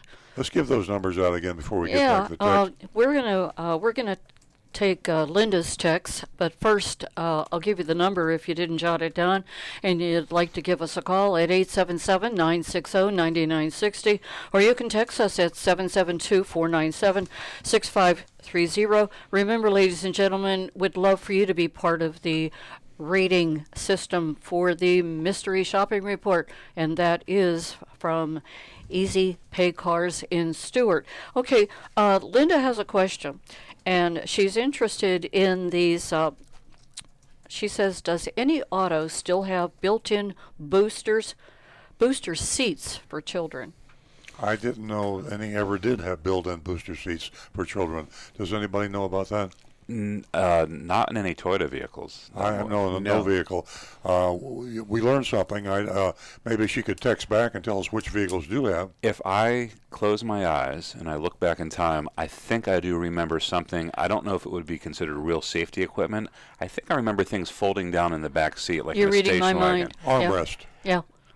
And I was small and I could fit on the armrest. That's right. what it was. Because you didn't put seatbelts on me. Yeah, back in the 50s, I remember 50s. That. Let's move along. Where were you? 877-960-9960, or you can text us at 772-497-6530. That was a terrible response. To me? No, I remember a kind of something. Made me feel really old there for a minute. Oh, sorry, the 56. Sorry. I was talking about me. Yeah. Okay. In the 50s, we carried the kids in the trunk. Let's get back to the text here. We got a caller. Yeah. West Palm Beach. Hey, Bennett. Good morning. Hello? Hey, Bennett, can you hear us? Hey. Yeah, hey, good morning, everyone. Good morning. All right, a couple of questions, of course. That's why we call. Yeah. You always talk about the Takata airbags, okay? And it gets you all crazy. So, who is making Takata airbags these days? Did a company take over Takata? And what recourses do you have when you're ready to buy a used car or a new car, for that matter? Bennett, the company Takata went bankrupt. It was bought out, and we can Google that. Maybe Stu or Rick can Google that to see the name of the new company. The new airbags now are being built under a different name, which is a good thing, because I wouldn't buy a car with a Takata airbag, even if they said it was better. I know what the manufacturers were doing for a long time. They were replacing bad Takata airbags with more bad Takata airbags. I understand that this practice has ceased, and the Takata airbag branded did have a different design so that they were okay in the long run. But for a while there was nothing to replace a bad Takata airbag with, so we knew the Takata airbags degraded under heat and humidity conditions over a period of time. So what the manufacturers were doing. They take a 5-year-old Takata airbag that they were afraid was going to blow up, take it out, and put a fresh one in, knowing that in 5 years that might blow up too. We have an answer on who the company was. That's correct. Last year, a Chinese company called Key Safety Systems acquired Takata for $1.6 billion. They're rebranding the company. It's now going to be called. I just lost that. Something Safety Systems, which is kind of funny. Joyson Safety Systems. How do you spell Joyson? Joyson. Joyson Safety Systems, the new Takata. So we can write that down. It's a Chinese company. That's nice, and we'll see how. So that goes. Are they taking over for the other airbags, or you're out of luck on that? I don't know whether the manufacturers have contracts with Joyson. My guess is, it sounds like Takata got a lot of money for their company. My guess is they sold their database and their contractual agreements with the other manufacturers. Well, this calls for a little bit more research, just because Toyota and other manufacturers have announced that they're no longer getting Takata airbags. Yeah. They might be getting Joyson airbags. For all we know, we don't know. Joyson Safety Company. Takata, we never heard of it. Yeah. Joyson Safety Company is where we're getting our airbag. Maybe not, but we got to look into this. Yeah, we will check that out. Okay, another question. When you buy a new car, there's a freight fee, correct? There's a what? As well as a dealer's fee. Those are two big fees. Is that correct? What was? I'm sorry. Freight. Oh, freight. Yeah. There's a freight fee on a new car, yes, as well as a dealer's fee. Yes. And so when you buy a used car, isn't that even more wrong? That when you buy a used car, that they're charging you another freight charge? It's highly wrong on a used car. Understand, Bennett, that the freight fee that's on a new car is baked into the price of the car from the get-go. The manufacturer of General Motors, every General Motors dealer has to pay General Motors the freight fee, and it's baked into the invoice and the MSRP. So when you buy a GM car or any car, the freight, the cost of the shipping the vehicle from the plant to the dealer, is all part of the cost of the car and the selling price of the car.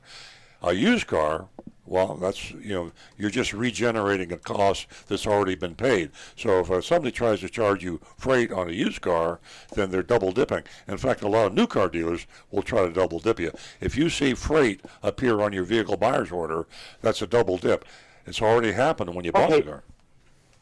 Other than the tax on a vehicle when you purchase one, what other fees are legitimate that they're entitled to? Government fees, what you pay the state of Florida, basically. There's a few nominal fees, $2 for a battery or something. $1.50 and then $5. Yeah, we don't even talk about those. But we're talking about the only ones that are you need to worry about are your sales tax and your license and registration, and that goes to the state of Florida. So we give the dealers a pass on those. They have to. It is an expense to them, but the profit doesn't go to them, it goes to the state of Florida. Any other fee, it might sound like a dealer fee, the whole purpose that dealers have in their hidden fees is to make them sound like a government fee. You have to verify, and that's the reason that I mentioned earlier in the show, Nancy Stewart came up with an affidavit, which you can have signed by a dealer. You can download it at www.outthedoorpriceaffidavit.com. outthedoorpriceaffidavit.com. Download that. You ask the dealer to sign it when you're buying the car. Before you buy it, he's giving you a price. You responded to an advertisement, and you say, oh, that's the price of the car? Yep, that's the price of the car. Sign here. What's that? That's an affidavit saying that is my out-the-door price with government fees only added. If he won't sign it, turn around and leave. Yep. Okay, so thank you. So my daughter lives in Denver, and she was in an accident last week. The insurance company settled up with her, and now she has to purchase another car in Denver, where she's living currently. So is there anything you could tell me about that state? If it's as bad as Florida, do you know, or anything to beware of? no state is as bad as Florida. Denver, Denver, as I recall, is kind of like a medium state. They don't have good, tough regulations like California, but the dealer fees out there, and I haven't checked in a while, but the same rule applies in Colorado as it does Florida. Only pay government fees. If they have other fees that they won't take off the car, let them disclose those to you so you can take the real bottom line price and shop and compare with other dealers. The best defense, and some dealers will say, we have to charge this fee. If we charge any customer this fee, we have to charge you this fee. If they want to make that fallacious argument, so long as they disclose it, you can shop and compare the bottom line price, including that fee, with the other dealers that they compete with. Very good. Okay, I have so many more questions, but I'll let other people get on here.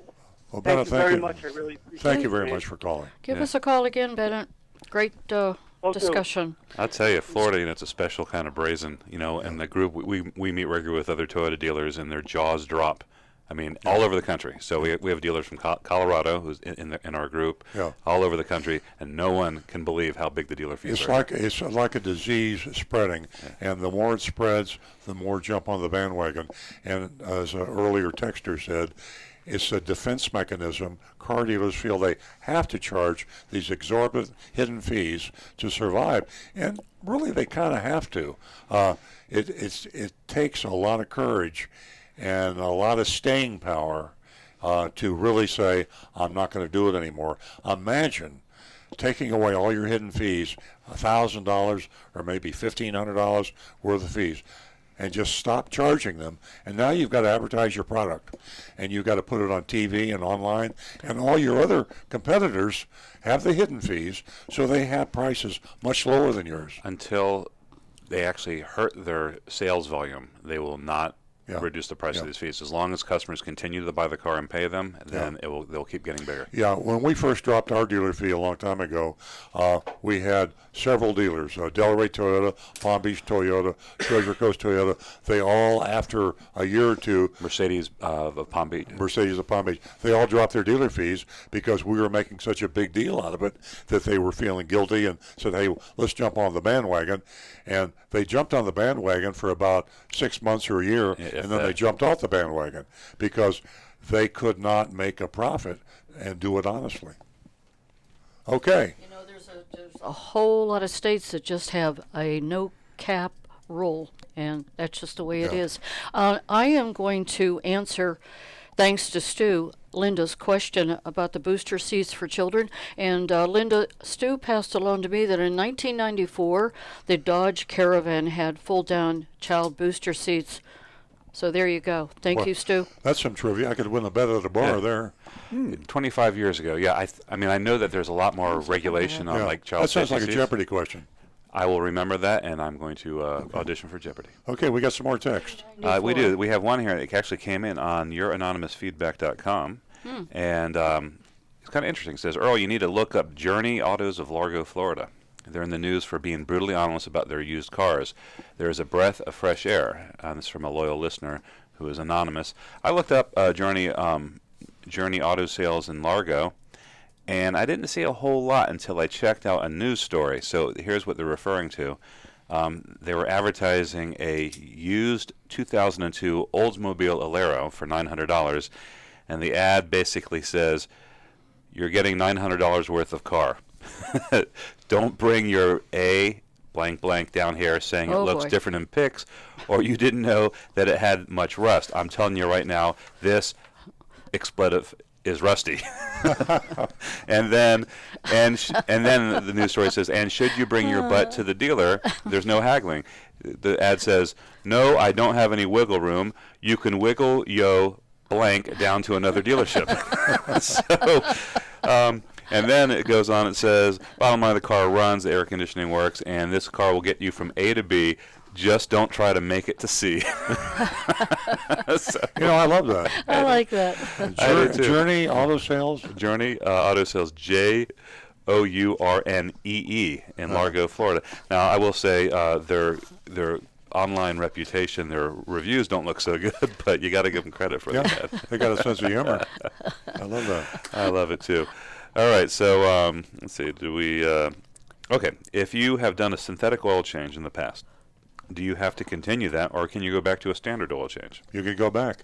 All right, there you go. Quick answer. Just remember to go back to the cycle instead of 10,000 miles, 5,000 miles. That is correct. And finally, Steve in New Jersey says Volvo has an integrated booster seat option, whereby the back seat thigh cushion can be raised. However, I'm not aware of an integrated baby child car seat. We just addressed that. We found one, yeah. Well, there we thank go. you for that. And We're caught up that's it? on my end. Okay. Yeah, I just- $100,000 challenge. Well, that's right. $100,000 challenge. Still no phone calls. We have absolutely 0 calls from car dealers. I gave out my personal cell phone number last week. Maybe that's a car dealer call. Oh, it could be a car dealer. No, not a car dealer. $100,000 fee. For the new folks that don't know what we're talking about, we have said we would challenge any car dealer in Florida to a debate on the air on this radio show, and we would do it by the rules of debating, and you would have 3 minutes, and I'd have 3 minutes. And the debate would be, should the dealer fee be made illegal in Florida? And we will debate that. I say I say the dealer fee should be made illegal. You argue it should not be made illegal. And all you car dealers are all charging dealer fees, so I would think that all of you think it should not be made illegal. What I want to know is, why won't you debate me? Why won't you call me? And I've even challenged you to contact me anonymously, and then she gives out the anonymous, youranonymousfeedback.com, www.youranonymousfeedback.com. Tell me what terms and conditions you would like for the debate. Maybe $100,000 isn't enough money, or maybe it's too much money. A lot of people somebody accused me of being a fat cat. Rich guys were just challenging each other. I'm trying to make it serious because I know car dealers make a lot of money. And if you want to put your money, you want to do it for $50,000, $10,000, we can talk. Yeah. You want to do it for $1,000, we can talk. Text me, anonymously or otherwise. Call me. My cell phone number is 561-358-1474. Call me. We'll discuss it. If you feel you're right about dealer fees, if you feel that you need to charge these, and there's a good reason for it, we even had a texter that said, we understand why you charge dealer fees.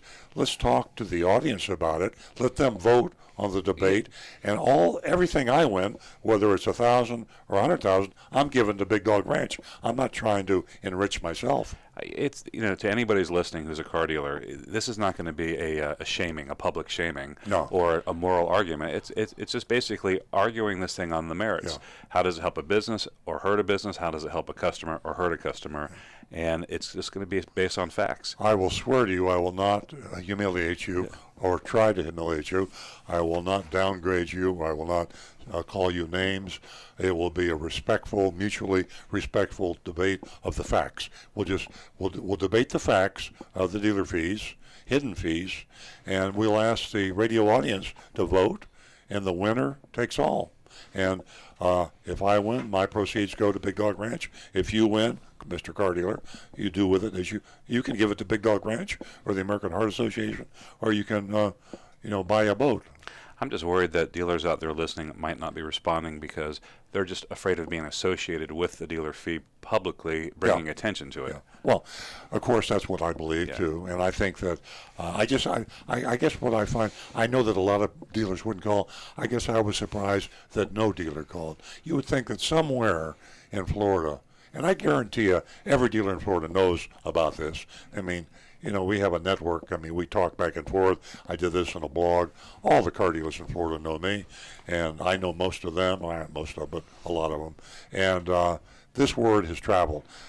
I'm amazed that not one car dealer would say, "Hey, Earl, $100,000, that's a little rich for my blood.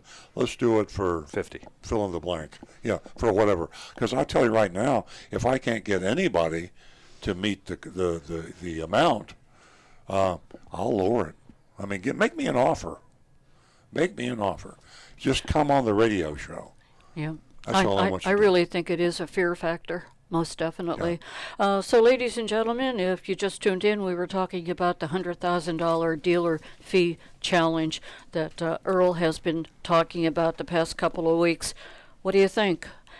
YourAnonymousFeedback.com. How do you feel about the $100,000 dealer fee challenge? Do you think we're, well, right or wrong by saying it's just a fear factor, among the dealers, and that's the reason that there hasn't been, any attention paid to it? YourAnonymousFeedback.com. Give us a call toll free at 877-960-9960, or you can text us at 772-497-6530. And, let me share this with you about Linda and the booster seats and her question and what Stu found as far as 1994.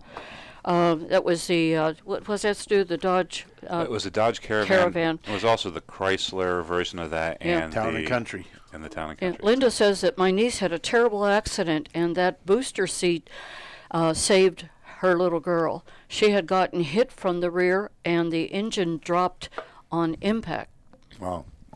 Thanks, Linda. Speaking about safety, Nancy told me the other day, and just tell the audience, you were driving home and you had a kind of a scary experience. Yeah. I was on alternate A1A, and we were coming up to a red light. There was a lot of traffic, and Florida Power and Light was working on the right hand side of the road, and a gentleman pulled out in front of me, and it was quite startling because I was so close to the red light, and he was on top of me, and I hit my brakes, and I wasn't thinking about my automatic emergency braking system, and what a feature that is on a vehicle. Yeah, I mean, how many times, and we still, even it's automatic reflex every day for me. Yeah, well, some people it cuts in. Your reflexes aren't as good as Nancy's, but no. Even when we react quickly, it's really scary. But after I reminded Nancy, I says, you have automatic emergency braking, and you would not have hit that car. Yeah. And think about that, folks. That's pretty cool. I mean, I don't. When I get in my car now, I don't think about it because I've been driving so long. That's just it's just how I park now.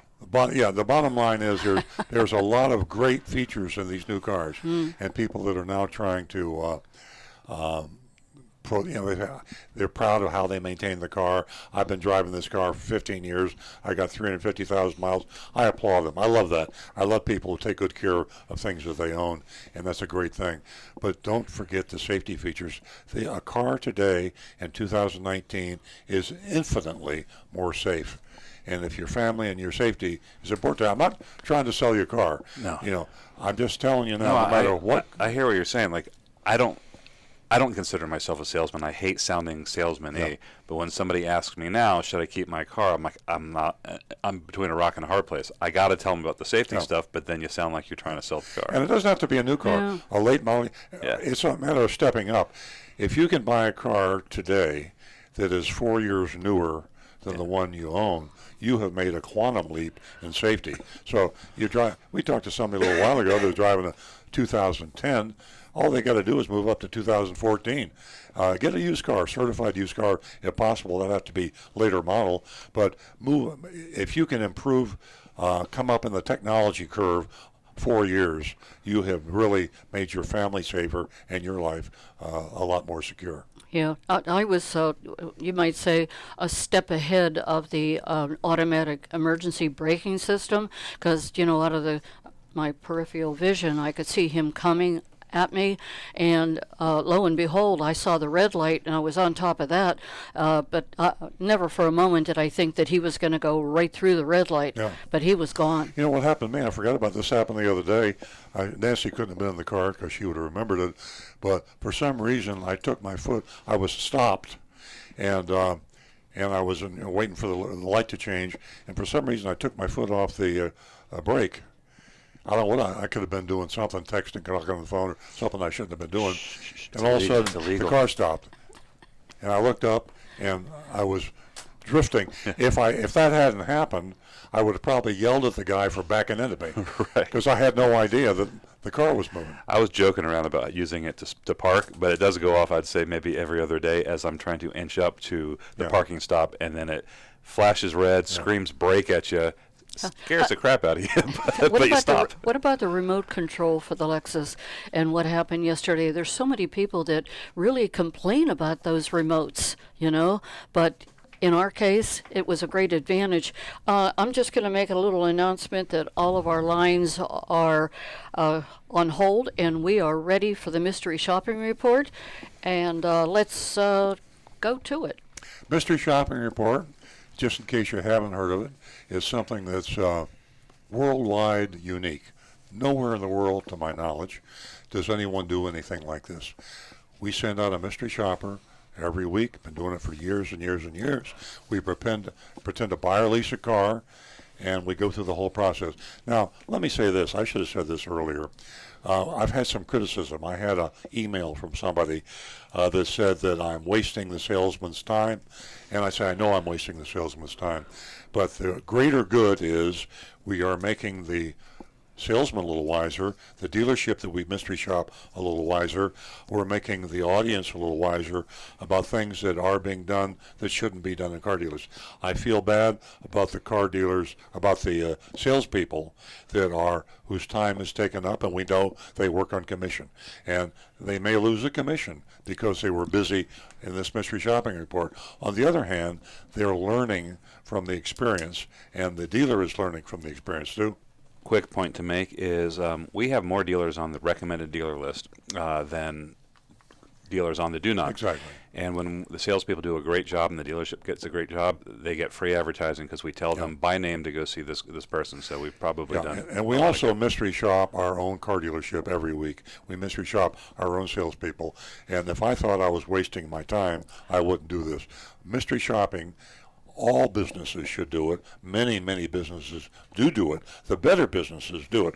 You should mystery shop yourself. You should mystery shop your competition. It's a tool of doing business. It's a tool of improvement to learn how to get better. But I do apologize to the car salespeople whose time we do take up. And I just ask you, read your own mystery shopping reports. You can go online. Just go to EarlOnCars.com. We have an archive of all of our mystery shopping reports, EarlOnCars.com, and read your own mystery shopping report. Learn how to improve and get better. As you are mystery shopped, you learned what you did wrong, you correct it, you sell more cars. So in the long run, you car salespeople that will your mystery shop are going to sell more cars and make more money. Short run, I apologize. Mystery shop has been around for so long. I mean, you can even go into a restaurant and see a review of mystery shop. So it's we're not looking to be heroes. Mystery shop of Easy Pay Cars in Stuart, Florida. On Stu's day off this week, he did what he usually does when he's away from work. He scoured the internet, a little tongue-in-cheek there, to search for cars with Takata airbag recalls. What can I say? Weird, but he's my son. He is weird, and he is my son. It's my hobby. Exactly. Mystery shopping people with Takata airbags is a way to make Florida safe. And I think we succeeded to some extent because it's become harder and harder for us to find cars. 2.5 years ago, no problemo. Hop on any used car inventory, it was littered with Takata airbag recalls, and we nailed them. We did like 75 counting phone shops in a row. I think we had one that had no Takata airbag. So the whole state of Florida, at least South Florida, was permeated with dangerous airbag recall cars in used car inventories. Now it isn't so. So we pat ourselves on the back a little bit. I don't think these cars are disappearing into thin air. I think they are selling at auctions, and they're going out of state. I think the heat is on in Florida. We've raised hell with the governor. We've raised hell with the attorney general. We have had news coverage, CBS News. I'm on the air every Saturday. We talk about it. So the heat is on, and the car dealers are reluctant to try to get away with selling Takata airbag recalls. That's one of the reasons why it's hard to find them, but that's good news. Florida's safer than Georgia or Alabama. Trust me. Our efforts to shine some light on this issue included mystery shopping dozens of car dealers across Florida and putting them on what we call the Takata test. On each mission, we sought to learn whether a car dealer would be willing to sell a car they know to be unsafe. The only passing grade we give for that test comes when the dealer stops the sale and refuses to sell the Takata airbag to our mystery shopper.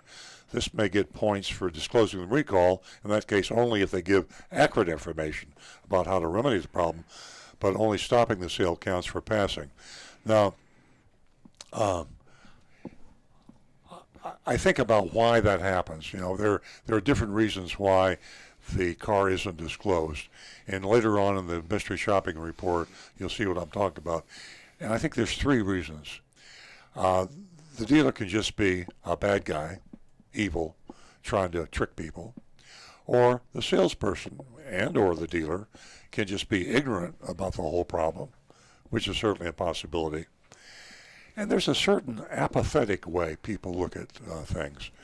People walk outside during a thunderstorm and don't worry about lightning, or they play golf. They'll swim when there's a riptide. They'll text at a red light. They'll text. There are people that are apathetic about their lives, and that goes for the salespeople, the dealers, and the buyers. When you go into a car dealership today, and you have heard about Takata, and you don't do a Carfax check, shame on you. So there's a lot of reasons why these Takata airbags are getting on the road, but it's still wrong. I mean, if you're out there and you think there's nothing wrong with buying a car with a defective airbag, give us a call. I'd love to find out about it. We had one, by the way, was Mullinex besides Easy Pay Car. That's right. I had a feeling that there was something. Over the last 3 years, we've administered the Takata test to pass. I just mentioned that. Mullinex and Easy Pay. Easy Pay is owned by Bill Wallace, and it's up in Stuart, Florida. So naturally, it caught Stu's attention when he found a 2010 Honda Civic on their website with a fixable, but yet unfixed, passenger side Takata airbag recall. The recall was reported on Carfax, safercar.gov, and Honda's own recall website. So those are three places you can go. If you're thinking about buying a car and you have the VIN number, you have three ways you can check to see if there is a Takata airbag or any other kind of a dangerous recall. Just because they have the car listed for sale, Easy Pay Cars, doesn't mean they wouldn't eventually do the right thing. So we got to check it out, right? And that's what we did. We sent Agent Thunder in to find out what would happen. What did happen? Speaking in the first person, I called prior to heading up to Easy Pay to see if the 2010 Honda Civic was still available. I spoke to a man who didn't identify himself that offered to check. After being put on a short hold, he came back on the line, said the car was still there. I told him I'd be there within the hour. The lot looked like an old-school used car lot. Cars they had were clean and well-maintained. The inventory was neatly arranged. There was only one small building looked like a house, which served as the sales office.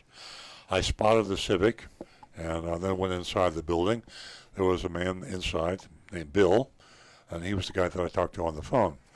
Bill asked how he could help me, and I said I'd called about the 2010 Civic. Now, remember, this is a 9-year-old car, folks. 9 years old. It's in the red zone. The Takata airbags are how dangerous they are is directly proportional to their age and the heat and humidity. So what we have here, 9 years, and we have South Florida. That's where, if you look up in Webster's Dictionary, heat and humidity, it says South Florida. We are in the tropics. So I'm telling you, that is one dangerous car. We walked outside. Bill explained there was no salesman at Easy Pay, just him and another guy. They did it all. He said they were part of the Wallace Group and specialized in dealing with people with bad credit. Now that brings up another subject. It may not be coincidence that we find Takata airbag cars or cars with dangerous recalls on these type of car lots. People with bad credit, sadly, have one thing on their mind. Can I get financed? You might be thinking, I like red or I like blue. You might think I like convertibles. You might think I got to get my payments under $500. A person with terrible credit is thinking one thing. can you get me finance? I don't care what you sell me. Unsafe car, where do I sign? They just want wheels. They want to be able to get to work and back, to the doctor and back, to get their kids to school and back. Cars in South Florida, where we don't have mass transit, you have to have a car. So they're victims. The people that go into these, we call them buy here, pay here lots, they are victims. I told him he wouldn't have to worry about the financing because I was just looking for a good used car. I could buy for under $10,000 with cash. Bill said that would be fine, and I picked a good car for that. I said it needed to be safe and reliable, and Bill nodded. He handed me the keys when we approached the car, said I could drive it around the back lot. I guess it was right on their property. He didn't ask for my driver's license or anything, and stood there and waiting for me to get in the car. Highly unusual. Nancy mentioned that as we drove in. The first time we've heard in a long time where they don't ask for the driver's license, but in this case they didn't. Well, he didn't drive it on the roadways of Florida. Yeah, that's true. I got in the Civic, started it up, proceeded to drive around the lot for a few minutes, drove fine, the air was cold, seemed to be a good car. I returned to the spot we found it, went back inside with Bill. On the way in, I asked the first of the three questions. And you remember, if you're buying any car, you should ask these three questions. Do you know about any mechanical issues? Of course, you should have checked Carfax before you even came in, but ask the question anyway. Do you know about any mechanical issues? Question number one. Bill said no. If the car had been inspected and passed next door, another Wallace dealership, and I nodded and we went inside. Once at his desk, Bill asked if I liked it and if I wanted to do a deal now. I said I liked it, but I had some questions. Bill said, like what? And I replied with the second of the three questions. Had it ever been in an accident? As I said before, Carfax, Carfax, Carfax. Always checks Carfax. Bill said he'd print a Carfax report for me. Strangely that they didn't already have one printed, but they didn't. I waited a minute or two for him to do this. When we looked over the report together, Bill pointed to the summary where it indicated that an accident had been reported in 2011 and where it had indicated damage reported in 2017. So 2 accidents. I saw that a recall was indicated right below it, but I kept my mouth shut. So did Bill. Bill downplayed the accident and said that if it was severe, then the car would have been towed or Carfax would have so indicated, and he was trying to talk me out of worrying about the accident. That may or may not be true. May or may not. Sometimes it doesn't tell you. Check any used car you buy with an independent mechanic. And of course, going back to what I said with the buy here, pay here, with the people that have bad credit, they can't afford to pay $150 to have the car checked. They are truly victims, and they are preyed upon, I'm sorry to say. I asked him the third of the 3 questions. Any safety issues that should concern me about this accident? Now, when you ask 3 questions... Besides the accident. Beside the accident. Yeah. And Bill said no. Beside the accident.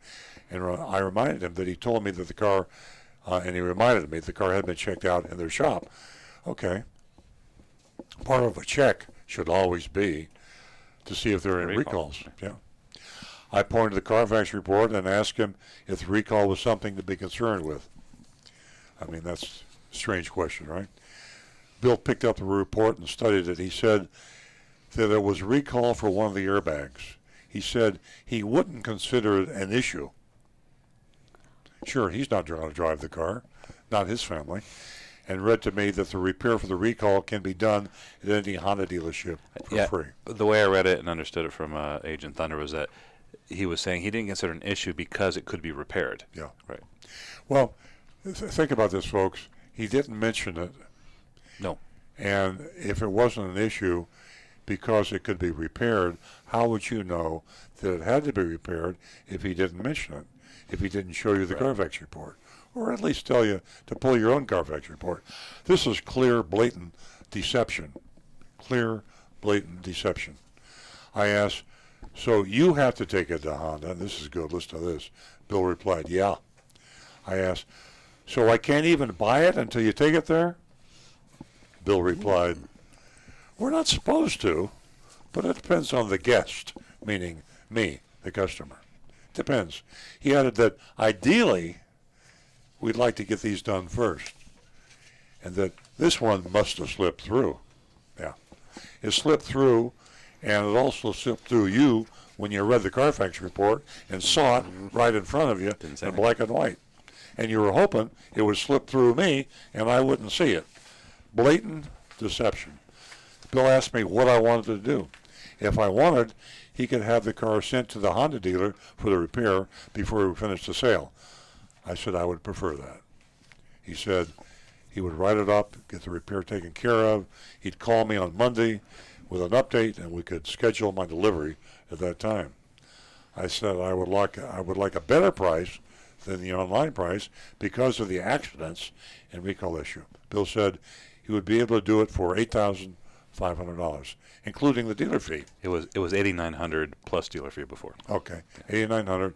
So he went down to $8,500, including the dealer fee. On the buyer's order he printed, it got pretty close. $7,801 plus $699 dealer fee did equal $8,500, but he also had a small $22.75 fee for state dock stamps. We're seeing that a lot more. Yeah, and there are no dock stamps, folks. Not only, it's bad enough to charge a customer for a fee that you have to pay, but when you charge a customer a fee that you don't have to pay, doesn't even apply here. There are no dock stamps. There's not a loan. There's no state fee. Why? Why? It adds up. Yeah. I mean, yeah. Epilogue. Last year, Easy Pay passed spectacularly. This year, well, they did better than most. They still failed. They deserve credit for making the arrangements to get the Civic fixed before selling it. But Bill himself said something like that depended on the guest. Yeah, will I get caught? It depends on whether I get caught. Do I need to fix it? Well, you caught me. Depends on if the guest points it out. Yeah. Furthermore, Agent Thunder had to point out the recall for Bill, and like Bill didn't see it. Anyway, here we are. We're here at vote time. And it always depresses me when we have a shining beacon on the hill of transparency and honesty, and then we have to consider taking the shining beacon. It goes back off to, the I think, hill. the one overriding characteristic of all car dealerships. It's inconsistency. Yeah. You know, it's kind of at the whim of the people who are working at the time. Yeah. Here's something before we tell you, post your votes, text your votes. We're going to open internally. We can get as many votes in as we can. One more thing I want to read here because we got a little bit of time, I think. I don't usually do this, but when you go to the Carfax report or you go to the safercar.gov report, read what they say about these airbags.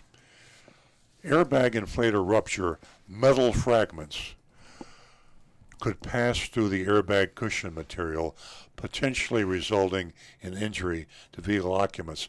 The risk of such an occurrence increases over time. It is imperative you schedule an appointment with an authorized Honda dealer now to avoid this condition in the future. Now, this is a 10-year-old Honda, 9-year-old Honda.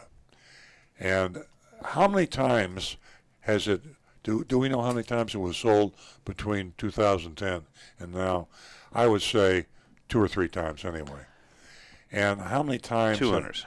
Two other times. This was the third sale. These cars are being bought without people even reading this, even though they say it's imperative.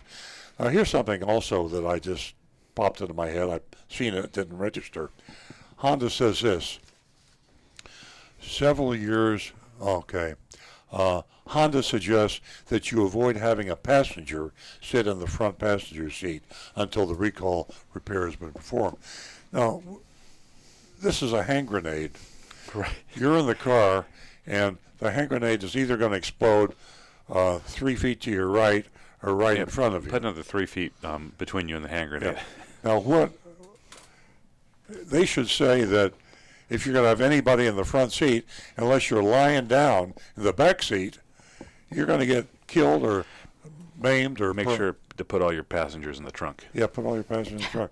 It's comical, but it's not comical. It's very sad. Yeah. Okay, it's vote time on Easy Pay Cars in Stewart, owned by Bill Wallace, who, by the way, is a friend of mine. At least he was a friend of mine. He's still a friend. Bill, if you're listening, come on. Get it together. Get it together. Yeah. Okay, what are the votes on that we posted so far? Okay, so we have, one just popped in. We have Linda, gives him a big fat F. Neil gives him an F. Gig gives him an F. Nancy, not that Nancy, gives him an F. Boris gives him an F. And as I was speaking, an F popped in, and it is from Lenny up in Atlanta. He gives him an F as well. So I think it's pretty unanimous. I agree with our texters and listeners. Give him an F. YouTube, I've got Ernesto, LJ, and Frank, and I'm seeing F's across the board. Steve on Facebook, F. Yeah. This is I'm going to say one more thing here, and I start to feel this guilt as I talk to Bill Wallace.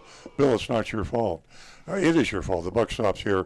Yeah, but I have things that happen in my dealership, too, things that are wrong. We do wrong things. What we're doing new to you, Bill, is making you aware. When we shopped your dealership before, it was pristine. You had a salesperson there that cared about the shopper. When we shopped before at Easy Pay Cars, the salesperson we talked to would not allow our mystery shopper to take the car, and he volunteered without being called to his attention to take the car to I believe it was Honda, to have the car, the recall fixed. It depends on the people you have working for you. Every barrel has a rotten apple. My dealership has rotten apples. We all have rotten apples in our business barrels. The responsibility of the owner is to be acutely aware and try to get rid of these rotten apples, or else bring them back to life and make them into nice, crispy, tasty apples that do their job. So I'm not blaming Easy Pay Cars or the owner directly, but make the correction there. I'm having a depressing thought. Yeah. I'm thinking last year when they passed, I reread the report from last year, and basically when they asked if there are any safety issues, the salesperson looked at it and then saw the recall and said, oh, yeah, there is one. Yet that car was still online offered for sale.